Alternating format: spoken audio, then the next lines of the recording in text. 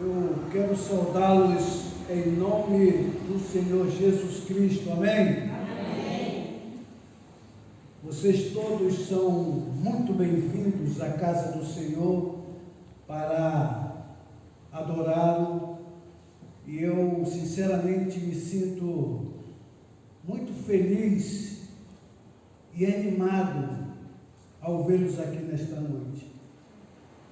Sinceramente, de coração, isso nos motiva, sabendo que há pessoas na igreja que estão batalhando pela fé, estão exercendo o seu ministério sacerdotal. Então, parabéns, eu creio que Deus vai abençoar você poderosamente nesta noite. O profeta Jeremias, ele dá uma palavra motivadora. Ele diz assim: trabalhem para o bem da cidade, orem por ela, orem a favor dela, porque se ela estiver bem, vocês também estarão bem. Ele dá essa palavra no contexto que eles iriam para a Babilônia. Então é uma palavra para todos nós. Se nós orarmos pelo nosso país, se orarmos pela nossa cidade, se orarmos pelo nosso bairro, pelo bem do nosso bairro, pela prosperidade do nosso bairro, pode ter certeza que Deus vai nos ouvir e vai cuidar do nosso bairro e impedir a ação do mal neste lugar. Vamos orar? Senhor, eu quero agradecer ao Senhor pelo privilégio de ministrar a Tua palavra. Também é uma grande responsabilidade, Senhor. Essa palavra que liberta, que transforma, que abençoa,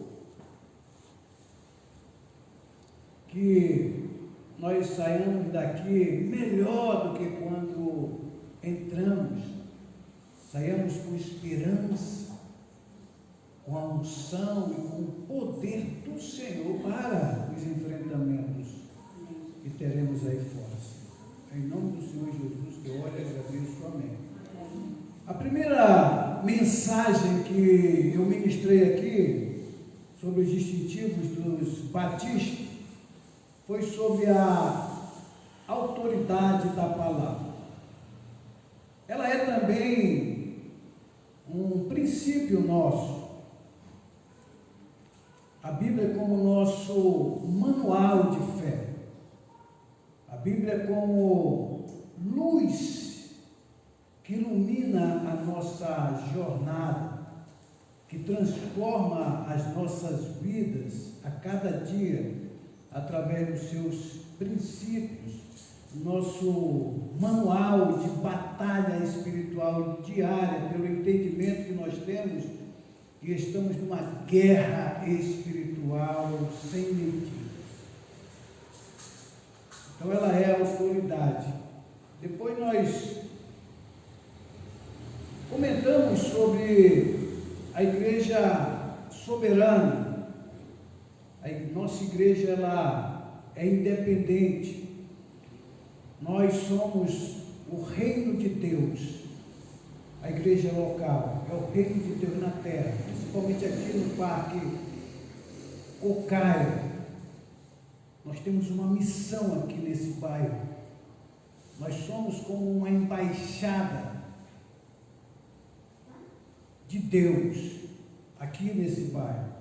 Você já viu uma embaixada? Ela representa o outro país, uma outra localidade. É isso que nós fazemos. Nós representamos Deus. Somos guiados pelos princípios de Deus. Então aqui nós tomamos nossas decisões Deus nos deu essa responsabilidade de administrar a igreja, tanto eu como pastor, quanto cada um de vocês. A igreja é nossa, está sobre a nossa responsabilidade, Deus confiou em cada um de nós. Então eu ministrei sobre esse assunto, e hoje eu vou estar ministrando sobre devemos lutar por uma igreja constituída de salvos. Quando eu falo assim, parece uma utopia, parece um sonho, uma igreja só de pessoas salvas.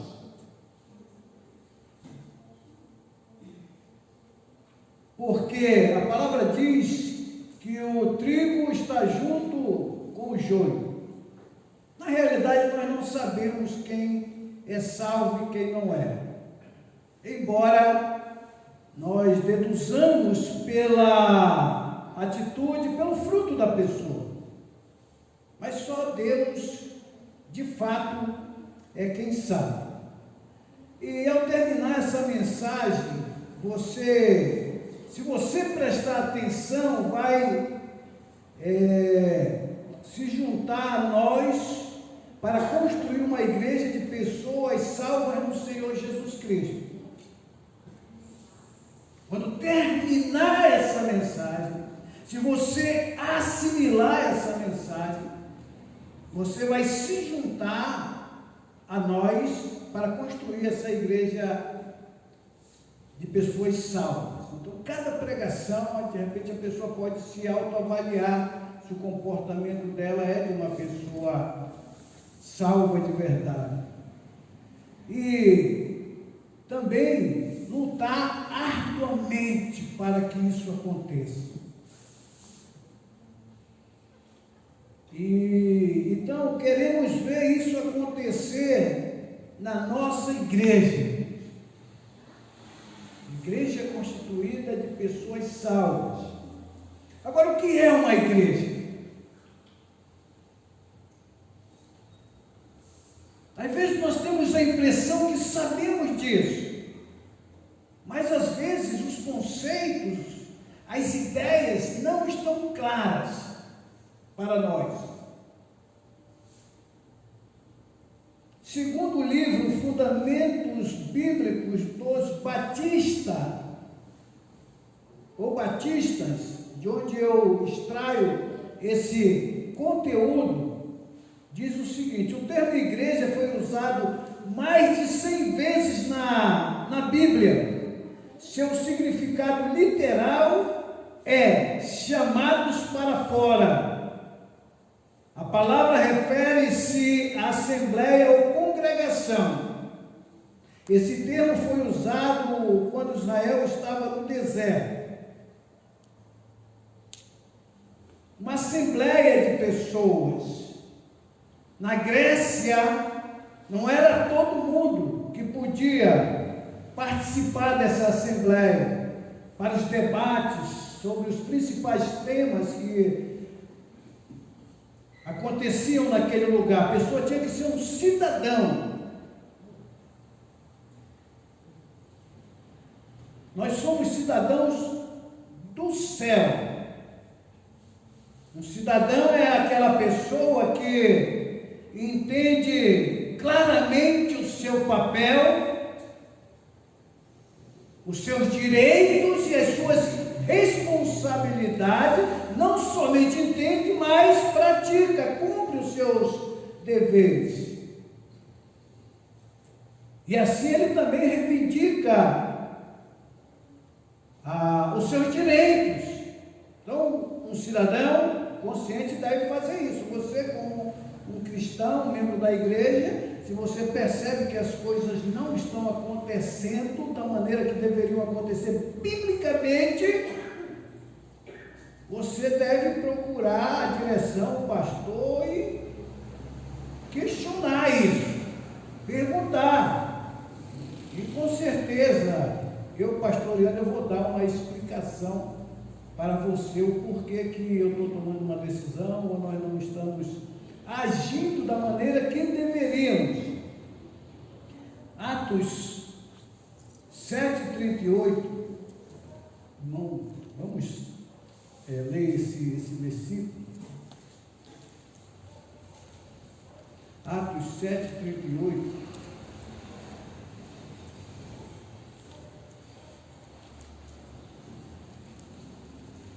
E este Moisés, que esteve na congregação no deserto.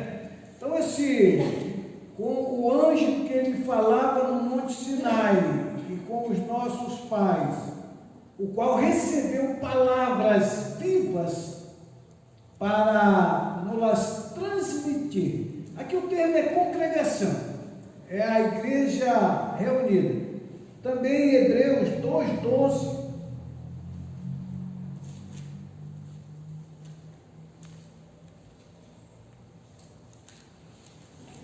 dizendo: a meus irmãos declararei o teu nome, cantar-te-ei louvores no meio da congregação. A ideia de assembleia, de congregação. Já no Novo Testamento tem o aspecto duplo. A igreja como corpo de Cristo, mística, são todos os crentes do passado, do presente e do futuro.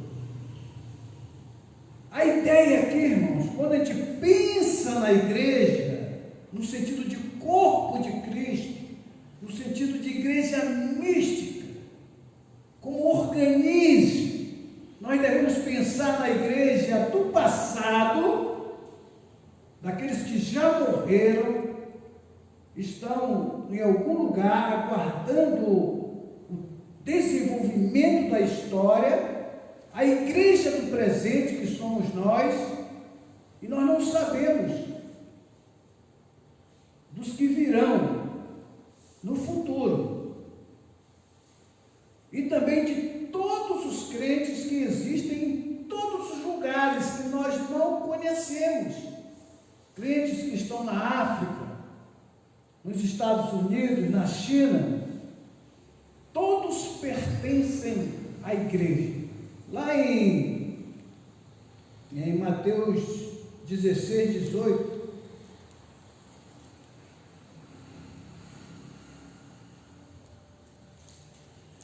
alguém pode ler, por favor? Também eu te digo que tu és Pedro, e sobre esta pedra edificarei a minha igreja, e as portas do inferno não prevalecerão contra ela. Essa declaração aqui, ela é muito importante, e ela está indicando a igreja universal. Lembrem-se que ainda não existia igreja quando isso foi dito. E em Efésios 1:22-23,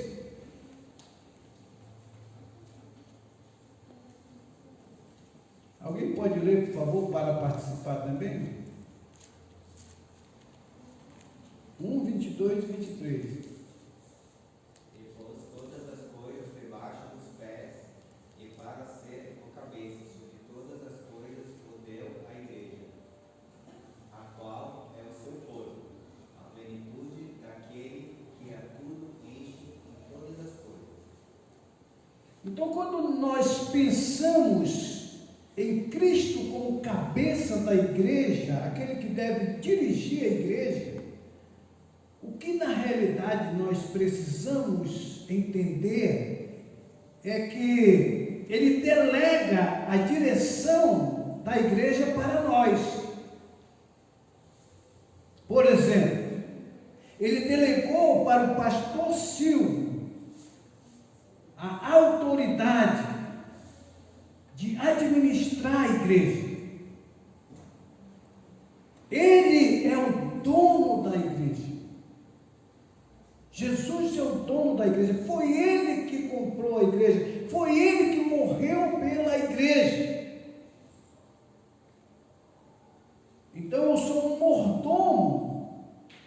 do Senhor. E aí eu preciso administrar a igreja de acordo com os padrões bíblicos, da maneira que ele ensinou. E eu tenho a Bíblia e vocês também têm a Bíblia. E se vocês estudarem a Bíblia, vocês vão perceber se eu estou administrando biblicamente ou não.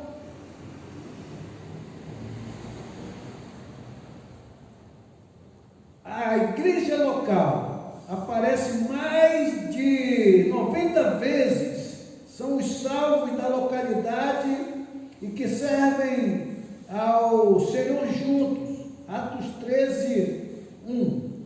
Então a igreja local é essa igreja, a Pibicocaia, é a família de Deus aqui. É o reino de Deus aqui no Parque Cocaia. Somos nós.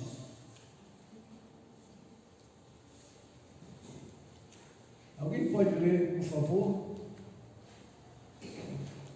Na igreja de Antioquia havia profetas e mestres: Barnabé, Simeão, chamado Níger, Lúcio de Cirene, Manaém, que fora criado com Herodes, o Tetrarca, e Saulo, enquanto adorava o Senhor e jejuava, disse o Espírito Santo: Separem Barnabé e Saulo para a obra que eu tenho chamado. Assim, depois de jejuar e orar, puseram-lhe as mãos e o enviaram. Irmãos, a igreja local, aqui nós percebemos um colegiado. Havia vários pastores ali naquela igreja. Se a igreja tem potencial para ter um colegiado de pastores, uma equipe de pastores trabalhando na igreja, ou pelo menos pessoas que tenham determinados dons para servir na igreja, e há muitas igrejas que trabalham assim. Geralmente são igrejas prósperas, que crescem. Por quê? Por exemplo, eu não tenho todos os dons, mas um outro pastor talvez tenha o dom que eu não tenho. E nós somamos no trabalho. Eu não tenho conhecimento, habilidade que outro pastor tem. Então é importante a igreja entender isso. A igreja, ela é um organismo. Organismo quer dizer tem vida. A igreja tem vida. Ela é alimentada pela palavra do Senhor. Ela fica doente. Ela morre. Tem igreja que morreu. Não existe mais. Igreja local. Ela cresce, ela fica doente, ela fica problemática. Então esse é o sentido de organismo. O sentido de organização é que ela está num contexto histórico, geográfico e cultural. Ela está na sociedade, ela deve estar submissa às leis do país. Ela tem que ter regulamento, ela tem que registrar ata. Ela é uma instituição. Então a igreja, ela funciona assim. Então o trabalho do pastor não é só um trabalho espiritual de pregar a palavra, de anunciar a palavra. Bem, no decorrer da semana, o pastor está fazendo coisas administrativas, comprando coisas. Por exemplo, hoje mesmo eu estava resolvendo problemas aqui, abrindo portas para se carregar material. E tem muitos lugares onde não há um pastor que tem o dom de administrar. E a igreja sofre com isso. Então é importante os irmãos perceberem essa ideia de igreja, para vocês identificarem a igreja, como ela deve funcionar. A Bíblia ensina sobre rol de membros, de estar registrado o nome da pessoa. O que vocês acham?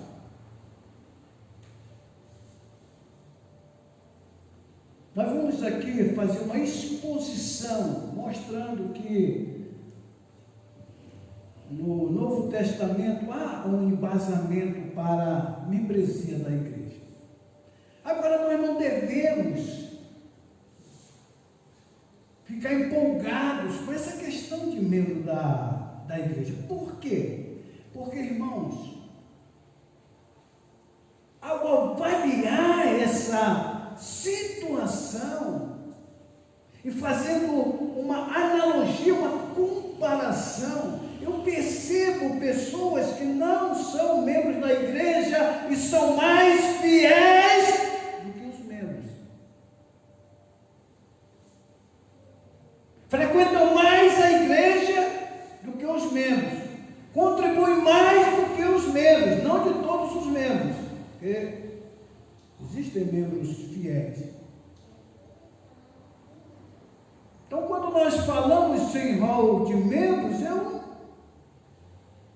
não me empolgo muito com relação a isso, porque às vezes é nominal. A pessoa não cumpre as obrigações que ele tem, que ele assumiu com a igreja, que está no estatuto de frequentar, participar e apoiar.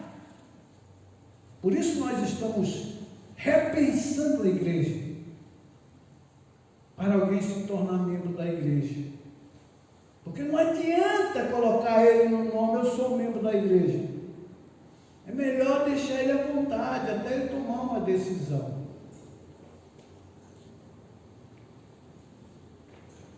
Passos dados pelos cristãos da igreja primitiva. Atos 2:41. Vamos observar aqui como uma pessoa entrava para a membresia da igreja. Eu quero só tirar uma dúvida dos irmãos, que acontece muito isso, essa questão de por que a pessoa era logo batizada. E agora nós ficamos ensinando doutrina para as pessoas, para ela se tornar um membro da igreja. É que naquela época, a pessoa que aceitava Cristo, ele, primeiro, a nação era uma nação religiosa. A pessoa, desde criança, já frequentava uma sinagoga, ela já conhecia a palavra. A maioria dos judeus conheciam a palavra já. Apenas o Messias havia chegado, oferecendo a salvação e o perdão. Outra coisa importante de se saber é que quando eles aceitavam a Cristo, eles iriam provavelmente ser perseguidos pelos líderes religiosos, pelos seus vizinhos e até pela sua família. Então, a pessoa, para se declarar um cristão, ele tinha que ter coragem.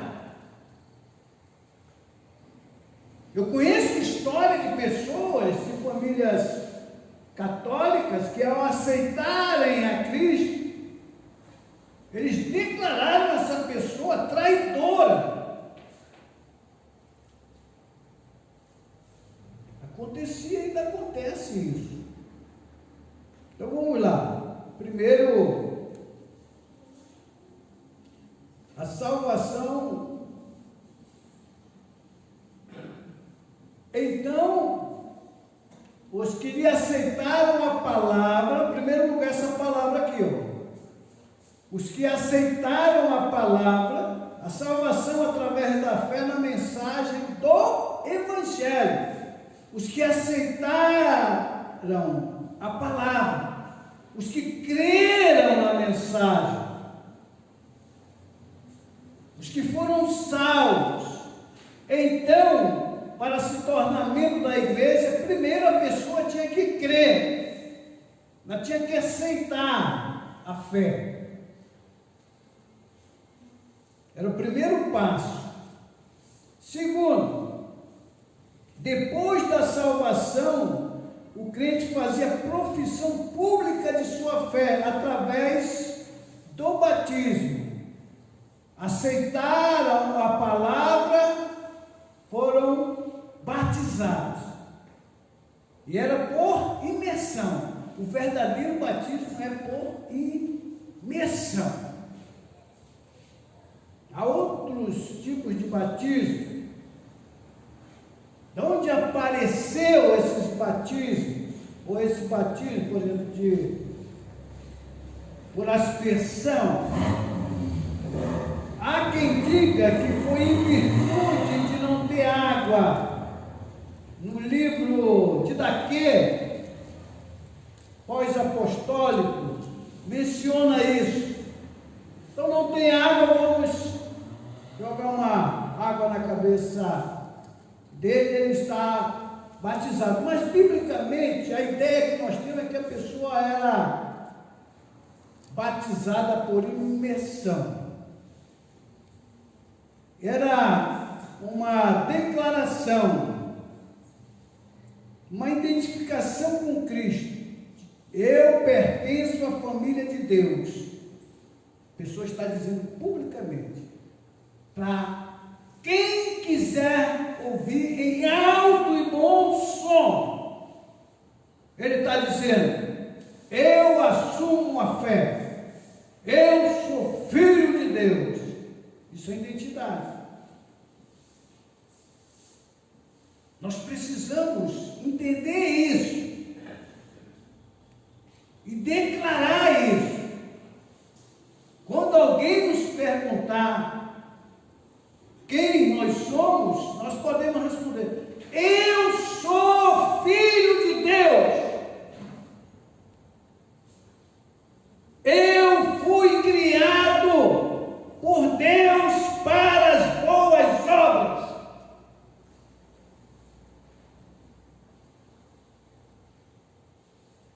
De onde eu vim?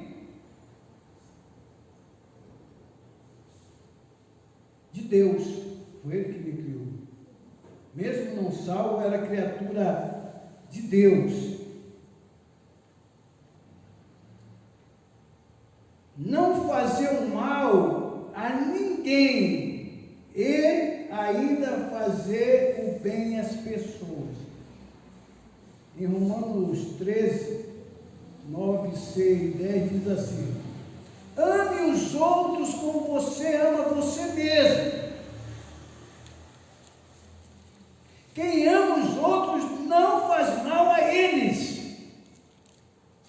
Eu sempre falo para os irmãos, se eu não puder ser bênção na sua vida, eu não quero ser maldição. Se eu não posso ajudar, se eu não posso abençoar a sua vida, eu não quero fazer mal a você.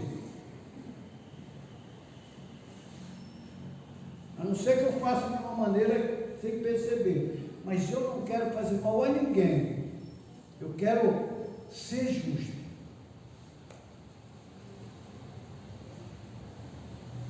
E amar ao próximo é isso. Quem ama o próximo, honra o pai e a mãe, honra os idosos, não mata ninguém, nem no pensamento, não adultera com ninguém, não adultera documentos e essas coisas todas.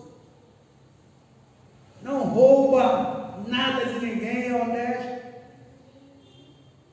Não dá falso testemunho, não fala mal das pessoas, não xinga as pessoas, não cobiça as coisas dos outros. Ele não faz mal ao seu próximo. Segundo passo é ainda fazer o bem.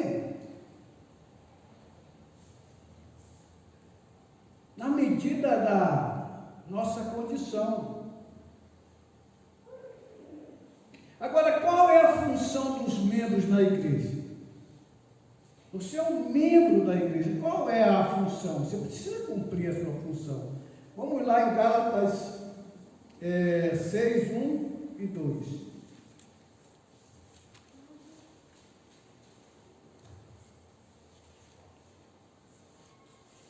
Alguém pode ler, por favor?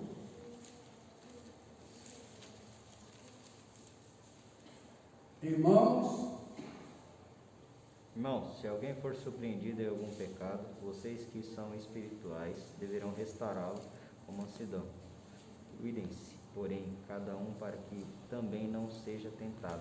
Levem os fardos uns dos outros, assim cumpra a lei de Cristo. Se alguém se considera alguma coisa, não sendo nada, engana-se a si mesmo. Cada um. Então, o primeiro passo, a função do membro é procurar restaurar, ajudar o seu irmão que está caído, passando por alguma dificuldade. Um membro da igreja, ele deve estar pronto para fazer isso.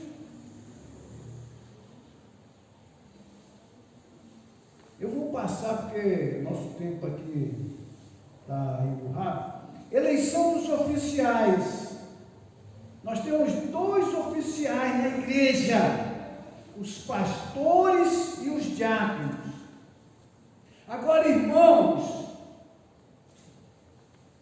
nós somos líderes servidores, nós estamos aqui para servir a igreja, nós não somos dono da igreja, nós estamos aqui para servir a igreja. Lá em Atos 6,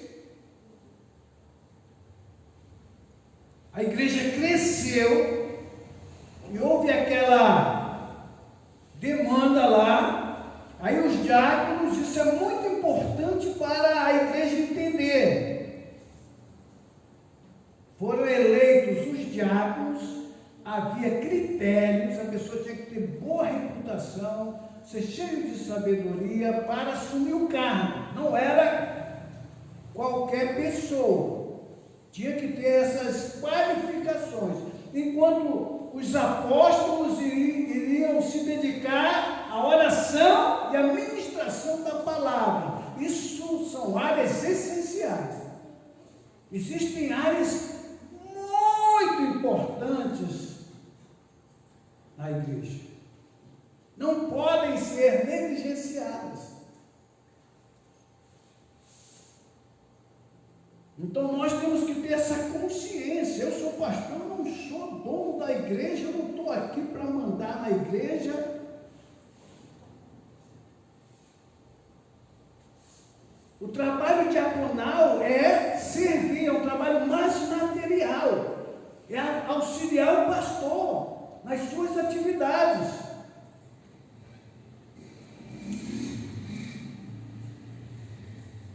Então, o meu trabalho deve ser um trabalho espiritual e acompanhar a igreja, irmãos. Uma vez que há um planejamento de atividades que vão acontecer, elas precisam acontecer. E se não tiver organização, elas até acontecerão, mas serão mal feitas, serão feitas de qualquer jeito, ou nem serão feitas. E eu, como pastor, e os líderes da igreja, precisamos acompanhar se isso está acontecendo e de que maneira está acontecendo. Por isso que às vezes o meu trabalho é difícil, que eu preciso chamar a atenção da pessoa. Por isso, na escolha dos líderes da igreja, tem que se ter critério, não se pode colocar qualquer pessoa. Pessoa que não entendeu, que não quer. Então é melhor a pessoa não assumir um cargo, claro que isso não é desculpa para ela não assumir. mas ela não assumir um cargo e ficar servindo. Olha, pastor, eu estou aqui para ajudar no que for preciso, mas eu não quero assumir esse cargo essencial, porque eu sei que ele exige de mim, exige que eu seja um modelo, que eu seja um referencial para a igreja. Então é importante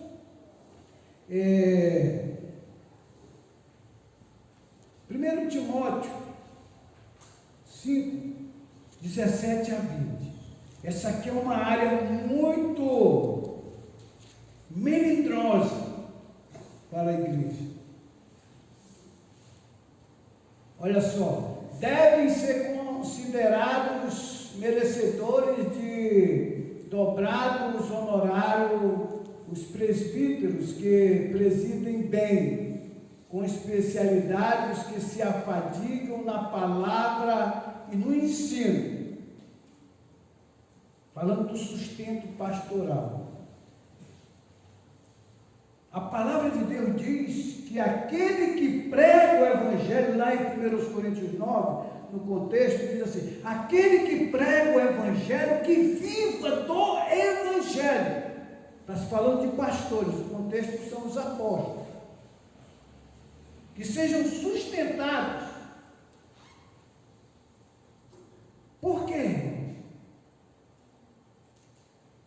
Nós ensinamos algo espiritual, uma riqueza espiritual para vocês.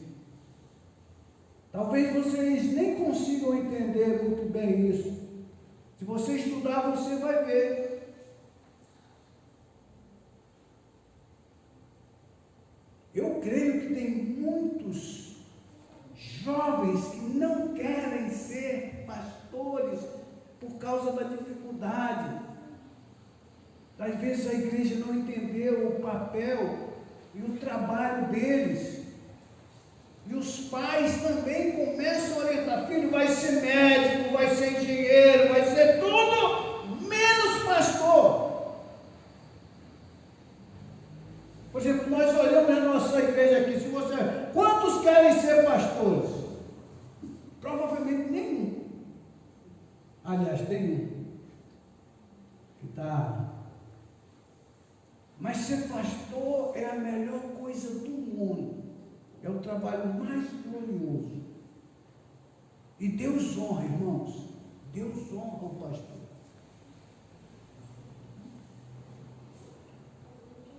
Então o pastor tem que ser honrado.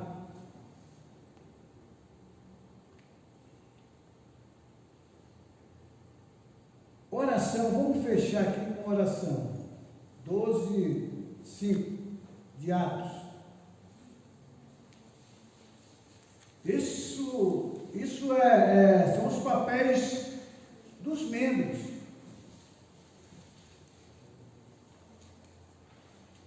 Pedro, pois, estava guardado no cárcere, mas havia oração incessante a Deus por parte da igreja a favor dele. Olha aqui que coisa maravilhosa, irmãos. É isso que a igreja deve fazer. A igreja deve orar pelos líderes para que eles preguem a palavra e as pessoas se convertam ao Senhor. Ele estava preso, mas a igreja estava orando. É isso que nós estamos fazendo aqui, clamando a Deus por salvação, invocando o Senhor enquanto Ele está perto, orando enquanto podemos achá-lo. Você que está orando aqui nesta noite, saiba disso, Deus está perto e Ele vai ouvir a sua oração. Mas talvez chegue um momento, chegue um dia que você vai clamar naquele dia, mas Deus vai estar longe de você, Ele não vai responder a sua oração, porque você está negligenciando.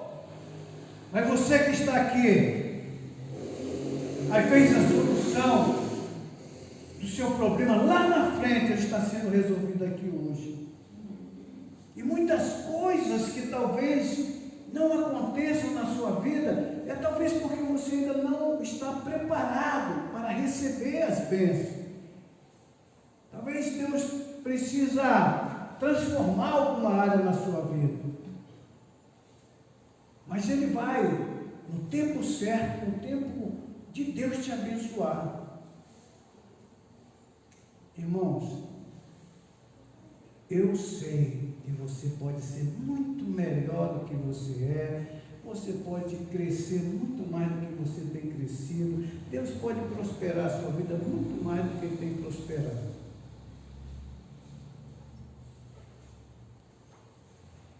Eu sei que você tem potencial, porque foi Deus que colocou. Eu sei que Deus vai cuidar de você. Eu não tenho dúvida.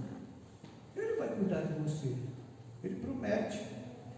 Então, eu quero deixar essa mensagem a você, concluindo dizendo o seguinte: cada crente deve contribuir com seu dinheiro para a igreja, seu dízimo.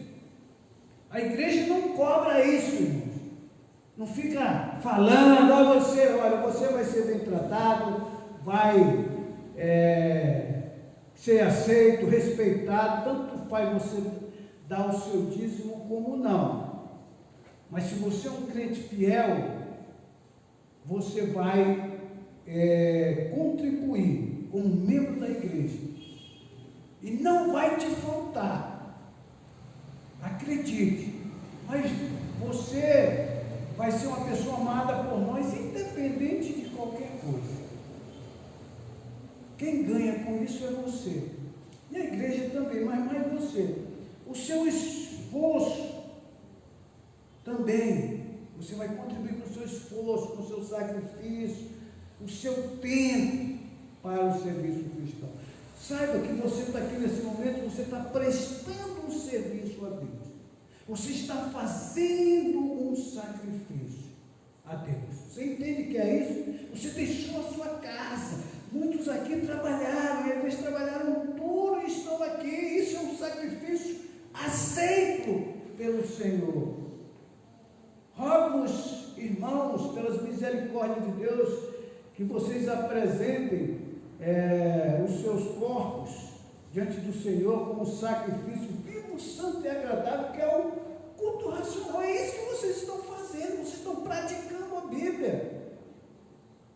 E não se conformem com esse mundo, com esse sistema, mas renovem as mentes de vocês. É o que vocês estão fazendo, aprendendo, renovando. O Espírito vai aplicar a palavra, vai transformar vocês, e aí vocês vão experimentar qual é a boa, agradável e perfeita vontade de Deus, porque vocês estão fazendo por onde merecer.